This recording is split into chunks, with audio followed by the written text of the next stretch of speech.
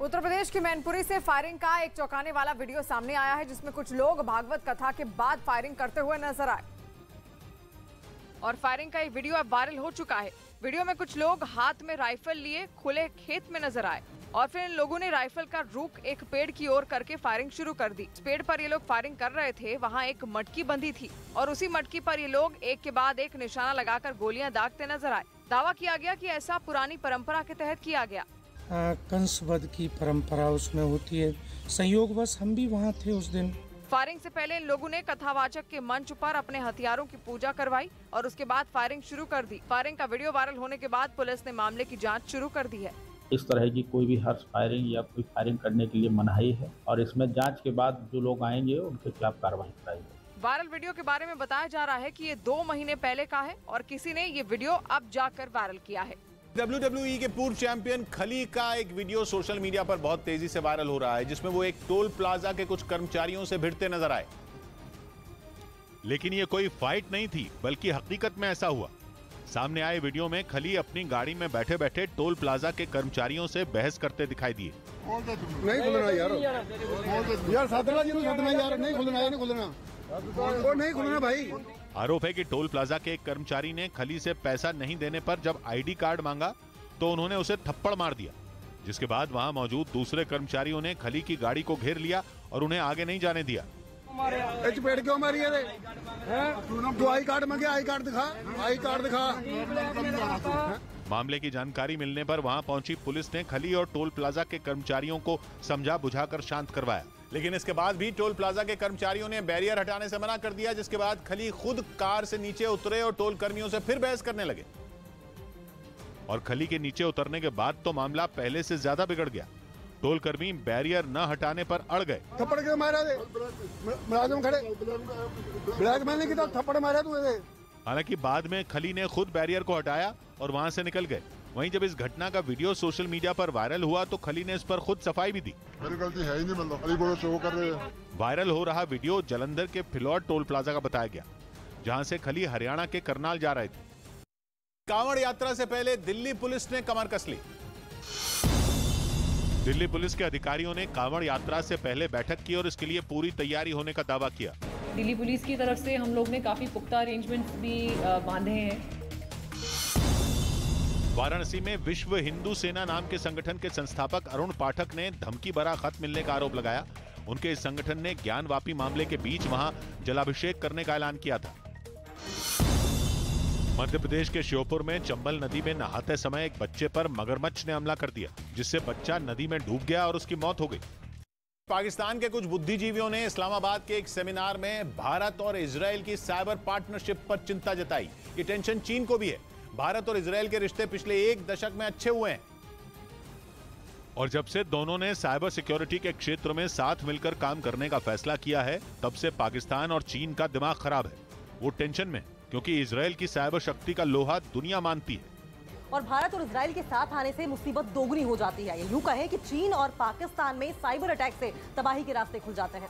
माना जाता है कि भारत और इजरायल के बीच साइबर पार्टनरशिप की नींव 2017 में रखी गई थी। ये वो साल था जब पहली बार कोई भारतीय प्रधानमंत्री इजरायल गया था। यही वजह रही कि प्रधानमंत्री नरेंद्र मोदी की इस यात्रा पर दुनिया की नजर थी और कहा जा रहा है कि इस दौरान दोनों देशों की बातचीत का सबसे अहम मुद्दा साइबर सिक्योरिटी था, जिसके अगले ही साल यानी 2018 में भारत और इजरायल ने साइबर सिक्योरिटी से जुड़ा MOU साइन किया था। यही नहीं, साइबर सिक्योरिटी से जुड़ा एक समझौता 2020 में भी हुआ था, जिसमें दोनों देशों के बीच इस क्षेत्र में मिलकर अभ्यास करने पर सहमति बनी थी, जिसके बाद से चीन और पाकिस्तान तनाव में है।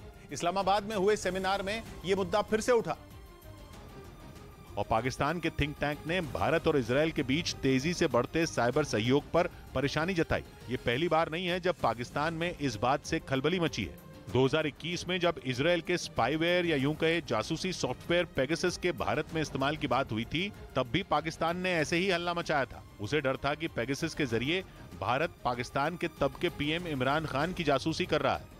और उसी साल चीन ने भी ये मुद्दा उठाया था। वो तब ज्यादा डर गया था जब इजरायल के विदेश मंत्री भारत आए थे, क्योंकि इससे दोनों देशों के बीच रिश्ते और ज्यादा मजबूत हो गए थे। और ये बात चीन को परेशान करने के लिए काफी थी। पाकिस्तान की तरह वो भी साइबर सिक्योरिटी के मुद्दे पर भारत और इजरायल के खिलाफ बोल रहा था। और जब खबर आई कि दोनों देशों के बीच साझा सैन्य अभ्यास और तकनीक के क्षेत्र में मिलकर काम करने पर बात हुई है, तो चीन की नींद ही उड़ गई और वो परेशान हो गया। चीन पहले ही क्वाड की वजह से चिंता में है और जब से उसे अमेरिका, भारत, यूएई और इजराइल के नए ग्रुप के बारे में पता चला है, उसकी टेंशन दुगनी हो गई है। इस ग्रुप का नाम है I2U2। इसे पश्चिम एशिया का क्वाड भी कहा जा रहा है। ये देश व्यापार, तकनीक और डिफेंस के क्षेत्र में साथ मिलकर काम करेंगे।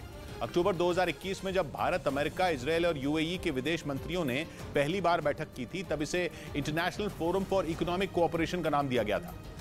लेकिन समय के साथ इसका नाम बदल गया और इसकी अहमियत बढ़ गई। इस नए क्वाड में शामिल अमेरिका के, इजराइल के साथ अच्छे संबंध हैं। भारत के भी यूएई और इजराइल से अच्छे रिश्ते हैं और इसी वजह से नए क्वाड या I2U2 का समीकरण भारत के लिए फायदेमंद माना जा रहा है। यही बात चीन और पाकिस्तान को हजम नहीं हो रही। पाकिस्तान इंडो पैसिफिक रीजन पर बादशाहत का सपना देखने वाले चीन की गुलामी कर रहा है। वो भारत और इजराइल के रिश्ते को तोड़ने के लिए ईरान के नजदीक जा रहा है। ईरान और इजराइल पहले से एक दूसरे पर साइबर अटैक करते रहे हैं। माना जा रहा है कि इसी वजह से पाकिस्तान भारत के दोस्त के दुश्मन के पास गया। एक रिपोर्ट में दावा किया गया कि पाकिस्तान और ईरान साइबर सिक्योरिटी के मुद्दे पर साथ आने की प्लानिंग कर रहे हैं। खबर है कि पिछले कुछ महीनों में भारत पर ईरान के कुछ ग्रुप्स ने साइबर अटैक किए हैं, जिनके पीछे पाकिस्तान का हाथ होने का शक है, क्योंकि ईरान उसका दोस्त है और भारत दुश्मन। यही नहीं, 2021 के बाद से इजराइल पर भी साइबर अटैक बढ़े हैं। पिछले साल वहां जो पहला साइबर अटैक हुआ था, उसके आरोप चीन पर लगे थे। एक रिपोर्ट में दावा किया गया कि इजराइल के प्राइवेट और सरकारी संस्थानों को निशाना बनाया जा रहा है। यानी भारत और इजराइल दोनों साइबर अटैक के साए में हैं। माना जा रहा है कि इसी वजह से वो साथ आए, जिसके बाद चीन और पाकिस्तान का मूड खराब हो गया। मध्य प्रदेश के इंदौर में रात के वक्त एक बैंक के एटीएम में लूट की कोशिश नाकाम हो गई, क्योंकि एटीएम से छेड़छाड़ करते ही सायरन बजने लगा और इससे डरकर बदमाश फरार हो गया। लेकिन सायरन बजने से पहले उसने एटीएम का लॉक तोड़ने की पूरी कोशिश की। एटीएम में दाखिल होने से पहले उसने आसपास पहले नजर दौड़ाई और अपने चेहरे पर बंधे रुमाल को ठीक किया और जब तसल्ली हो गई कि आसपास कोई मौजूद नहीं है, तब वो एटीएम के अंदर घुसा और फिर एटीएम की स्क्रीन उखाड़ने की कोशिश करता दिखा।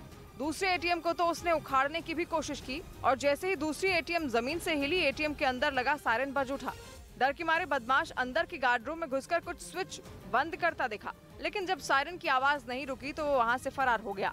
अलर्ट मैसेज के बाद जब पुलिस एटीएम तक पहुंची तो बदमाश वहां से भाग चुका था। असम के डिब्रूगढ़ में प्रशासन ने बैदुल्ला खान नाम के एक दबंग के घर पर बुलडोजर चलाकर उसे जमींदोज कर दिया। उस पर 2 लोगों को जान से मारने की धमकी देने का आरोप था, जिन्होंने कुछ दिन पहले इससे तंग आकर आत्महत्या कर ली। इसके बाद एक्शन में आई असम पुलिस ने आरोपी बैदुल्ला खान और उसके एक सहयोगी को गिरफ्तार किया। साथ ही अवैध तरीके से बनाए गए उसके 2 मंजिला मकान को भी मिट्टी में मिला दिया। उन लोगों का जो घर है, ना परमिशन है, ना बिल्डिंग परमिशन है, ना जो भी गाइडलाइंस है उनको फॉलो किया गया है। आरोप है कि बैदुल्ला खान ने नियमों को ताक पर रखकर यह मकान बनाया, जिसे तोड़ने के लिए 3 बुलडोजरों की मदद ली गई, जिन्होंने कुछ ही मिनटों में एक 2 मंजिला इमारत को मलबे के ढेर में तब्दील कर दिया। महाराष्ट्र और गुजरात में बारिश से कई कार्यक्रमों पर भी असर पड़ा। प्रधानमंत्री मोदी का शुक्रवार को होने वाला गुजरात दौरा भारी बारिश की वजह से रद्द कर दिया गया। उन्हें साबरकांठा और गांधीनगर में 2 कार्यक्रमों में शामिल होना था। वहीं राजकोट में बारिश से बिगड़े हालात के बाद प्रशासन ने स्कूल बंद करवा दिए। इस बीच मुंबई में एमएनएस नेता राज ठाकरे को सुबह होने वाली अपनी रैली भी तेज बारिश की वजह से रद्द करनी पड़ी।